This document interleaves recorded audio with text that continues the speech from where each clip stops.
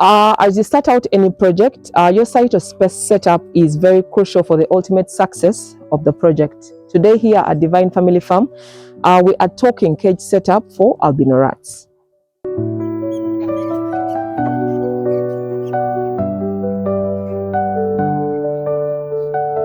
One thing I should disclose as we get into today's video is that these tips and insights on cage setup cut across different spectrums of farming, so be alert to find out what may work for you. Our very first is the general chamber. This is where we keep our albino rats together in groups. We call them packs. There are quite a number of reasons why we do this, but we have two that guide us on how to group them, and that is age and gender. You may ask, why do we keep them in groups? Well, it is mainly because they are very social animals, and they thrive in packs and have a special urge for social bonding. They love to live, play, and also care for one another. Other reasons include distribution of food and monitoring of their well-being is being made easy when they are in groups. Well, that is according to me. Next is our labor chamber.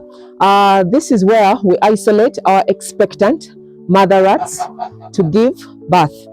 We isolate them in these special units to give them a safe space to produce and nurse their newly born pups. And as you can see, these chambers have a unique construct. They are small, well aerated, and a little light-proofed.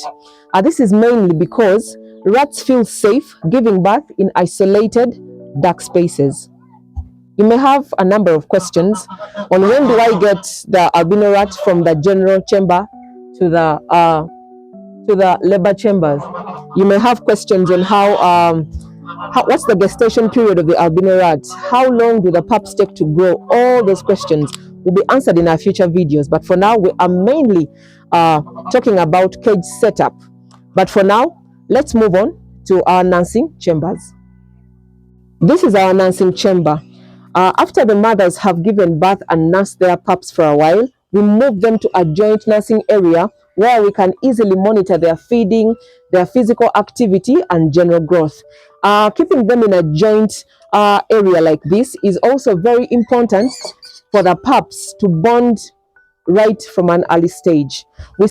We specifically construct these to fit 20 to 30 mother rats.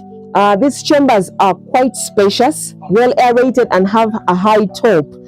This encourages a lot of social movement and play, which is very good for the proper growth of our pups.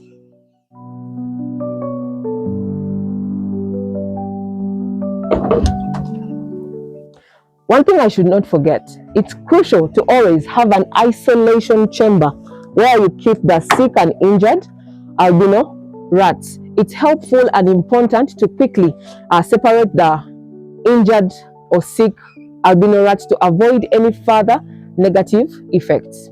Well, that is it for today on our cage setup and accommodation space.